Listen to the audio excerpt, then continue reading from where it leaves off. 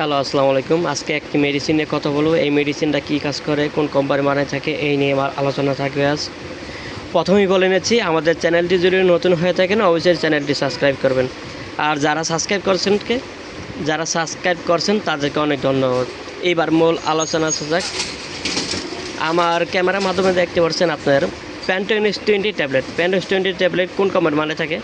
এটা প্যান্টোইন S20 tablet Incepta pharmaceutical company বানায় থাকে। এটা কি কাজ করে?